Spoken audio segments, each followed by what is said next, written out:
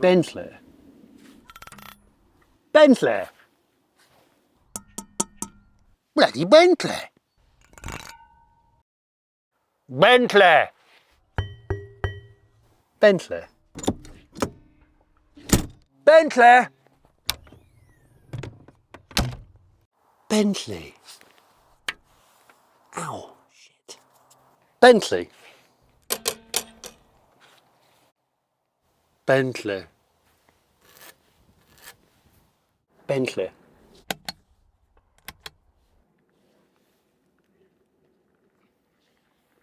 Bentley.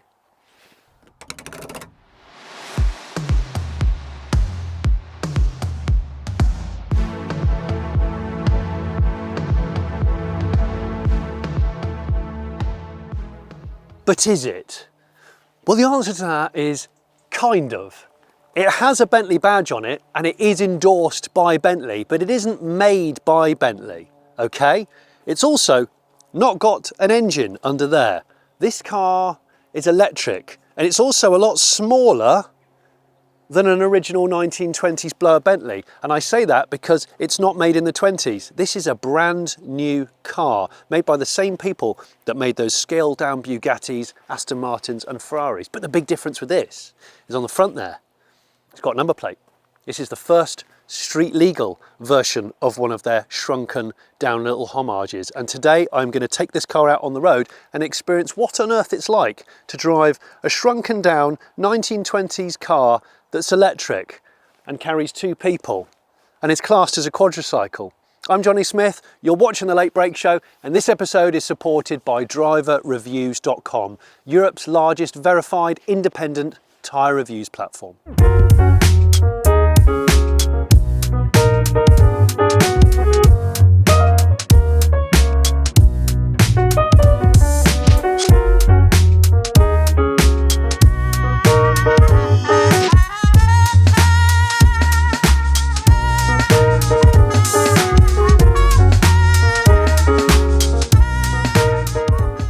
Well, tally-ho.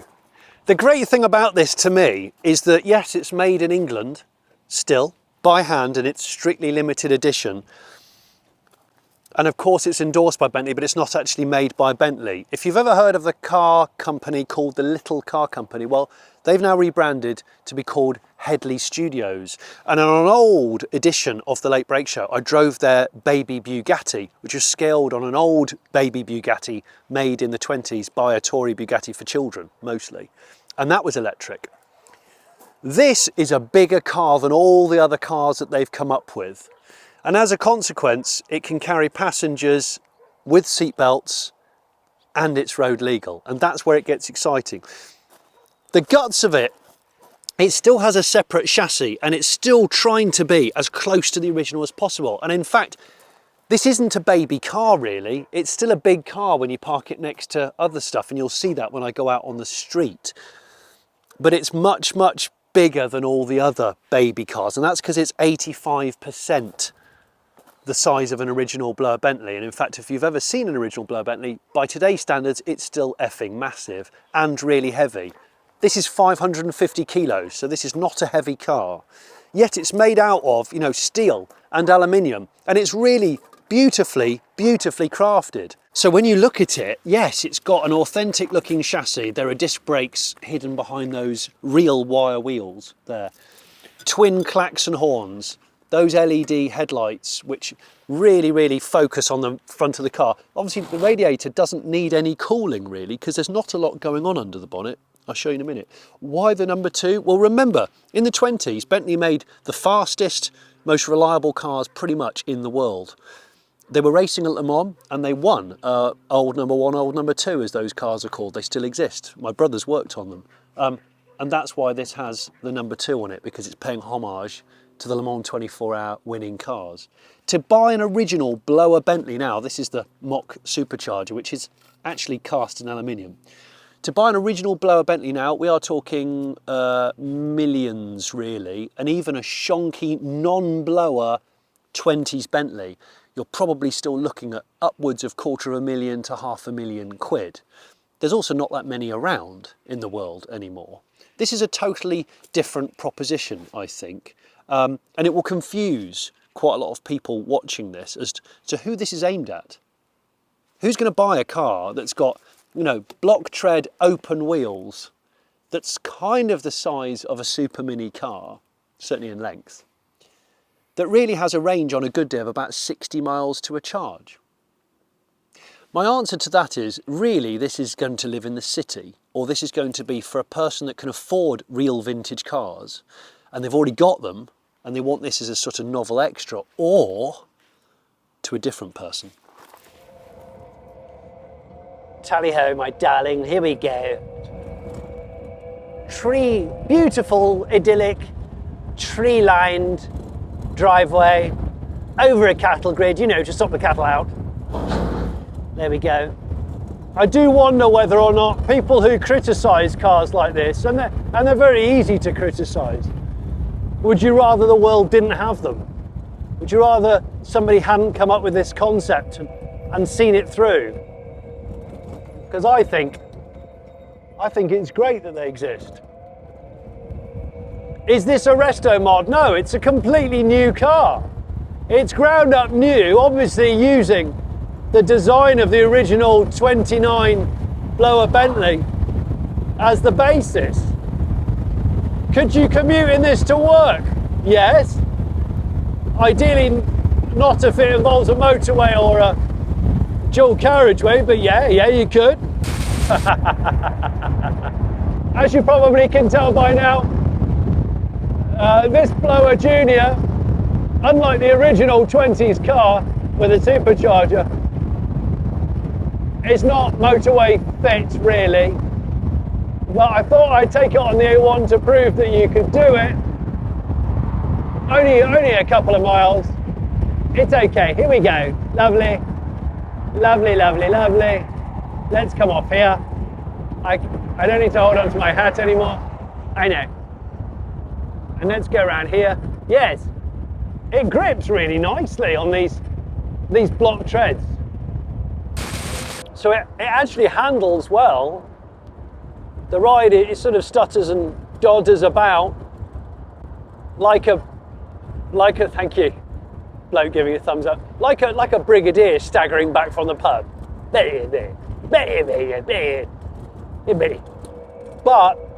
that stutteriness and that kind of high up suspension is authentic. You know, the authenticity of this, as in trying to capture the original design, custom making all this stuff, shrunken down in size, is really impressive and obviously expensive. Brake pedals responsive and firm, but not snappy. I mean, look, I'm behind a Ford Fiesta Vignale, and this is probably big. Yeah, this is bigger than that.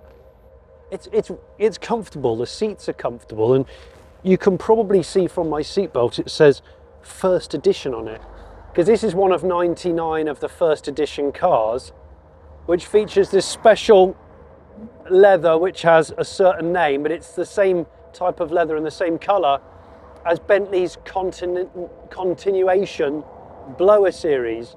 So as well as this Blower Junior, Bentley themselves do a continuation blower car, like piston car, real size to the original scale drawings, and that's telephone numbers to buy. And it's a very different proposition, of course. I think this is the most expensive scaled down car that Headley Studios do, but it's the only street legal one. I'm not going to tell you that this is a wise, rational car choice, because it's not really. I mean, what it definitely is good in urban environments, whereas a normal vintage car of any sort, let alone a Bentley, you wouldn't want to be doing stop-start traffic, you wouldn't want to drive it into cities. The joy of this is you get in it, you get the look, you flick the switch, there's nothing to warm up, it's conventional behind all these facades, and you just cruise. But you can't cruise at more than 45 for 60 miles. So really this is a, you know, dads and daughters going to get a coffee, or mums and sons popping through the village for a giggle, or to Sunday lunch at the pub, or that's what this is about. So, not a wide car.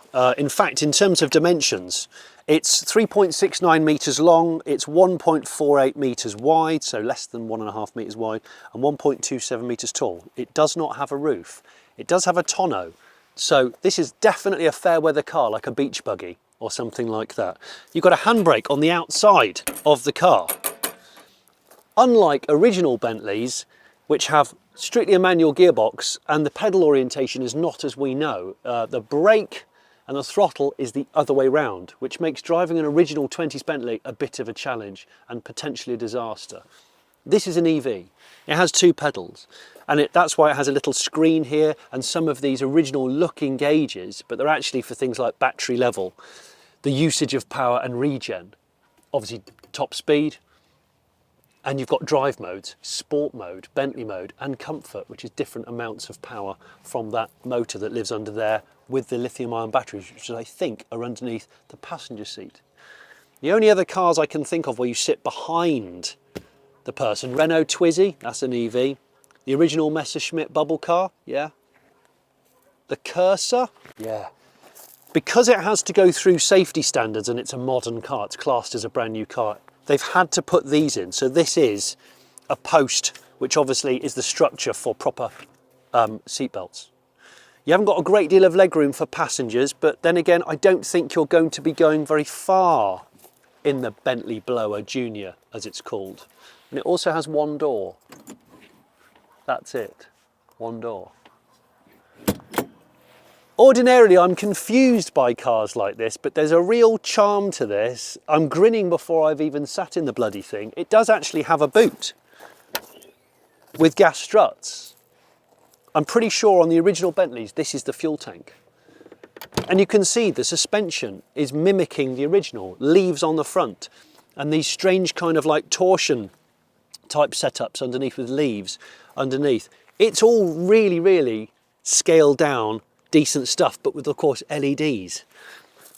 It would be nice if it had black and silver number plates, but this one doesn't have that. These are very expensive cars. I think you're probably going to know that I'm going to say that. I think these are knocking on the door of 100,000 quid. I will put the prices on the screen now. So there is an enormous amount of other choices you could make. But I just want to know what it's about. Has it been well made? Is it interesting to drive? Because I like the fact that things like this exist in the world. There's so many people saying that EVs can't be charismatic, and I beg to differ. I mean, for starters, how many brand new cars can you buy? It's not a car, it's a quadricycle. How many brand new 4-wheeled vehicles that are road legal can you buy that have a leather belt on the bonnet and have a steering wheel that is covered in string?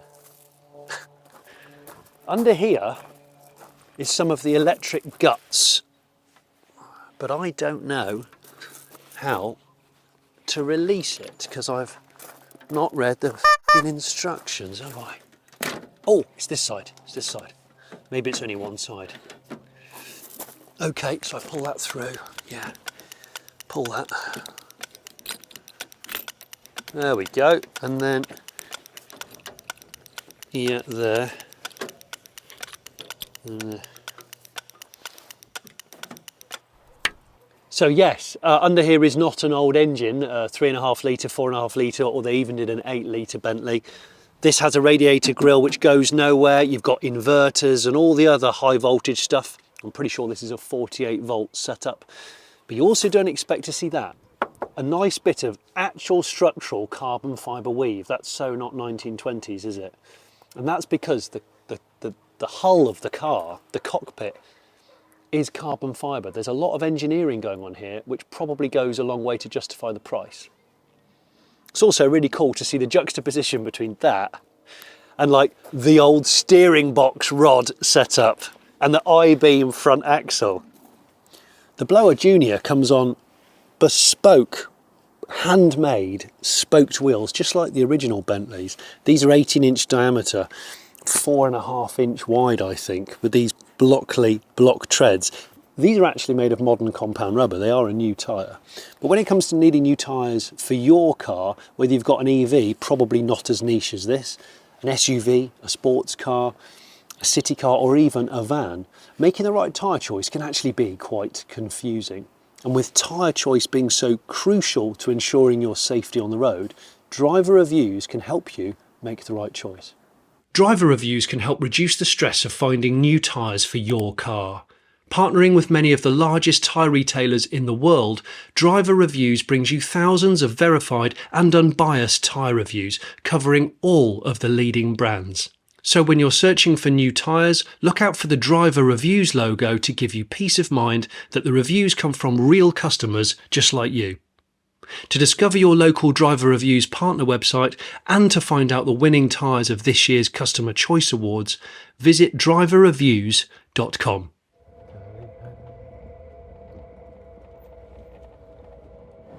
Hi, can I get 2 flat whites, please? That's it, thanks. I'm only doing this for the purposes of the video. I actually can't stand drive-thrus because I think they're slower and I think they're a waste of fuel. Because people just sit in their idling cars when they could have just get their asses out and walk into the shop. While you're there, you can have a piss and wash your hands. But anyway, aside from that, I'm going to get myself a takeaway coffee. I feel like a time traveller. I've just travelled back 100 years and I've gone to a quaint little eatery. Open my single door. Actually, where am I going to put the coffee? Very nice. Thank you very much. I don't know where I'm going to put these coffees though. You've seen something like that come through. I know. Darling, it's a handbrake. It's an external handbrake. I tell you, there's nothing quite like it. Feeling the machine metal inside your palms. Grasping at the hand-wound rope steering wheel. Steering wheel. You can get away with it in the same way that random people wave at cars like this. It's like random people wave at strangers when you're on a steam train. And ordinarily it would be creepy, but because it's a steam train and because it's old, it's like cosplay and therefore it's okay. That's marvellous. Thank you very much. Thanks, and you. I've got an idea, look. We'll put it here.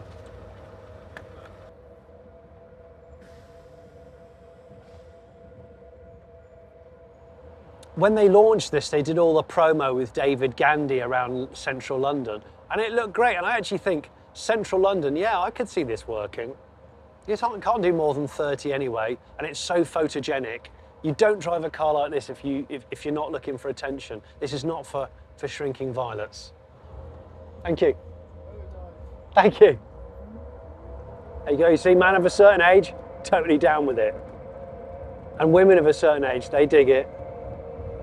They dig it. What a lovely, delightful evening. We're lucky it was due to rain today, and I'm bloody glad that it isn't, because it doesn't have a roof. It doesn't even really have a windscreen, does it? And you notice that when you're doing 30, it feels significantly quicker, aided by the sort of wobbles and rattles and all of those things. I'm driving through Stamford in Lincolnshire. It's a delightful Georgian town, which I think suits it well. And people come here because they like oldie worldy stuff, which is why it's getting a bit of attention. It's got a bit of mid-range pep to it. I think for the kind of driving that you would do in this car, it doesn't feel slow. It's just that restricted top speed. I just wish it didn't make that noise, that mandatory EV noise. It does sound horrible. 10.8 kilowatt hour battery pack charge. You can charge it on a 3-pin or a type 2, and it takes 3 to 5 hours to fully charge. Because it's classed as a low voltage EV to comply, I think, with the quadricycle thing. Very similar, if you've watched it, to my review of the electric Renault 4 from France, which in order to comply with legislation had to be no more powerful than the original engine and no heavier than the original, thus keeping original brakes and stuff like that. It's nimble, it's got a good turning circle, I guess because you can see each corner, those mud guards, those lovely glossy mud guards, and the paint finish is absolutely gorgeous, it has to be said. This is the old school looking cigarette vape to the vapists, isn't it? You've chosen to not smoke, but you still want something that sort of does the job, but it's like a modern interpretation of that. Although this is healthier for you, I would say, than vaping. But I'm not an expert on health by any means. Now I'm going to go down a cobbled street, and it's probably going to be a bit of a bone shaker.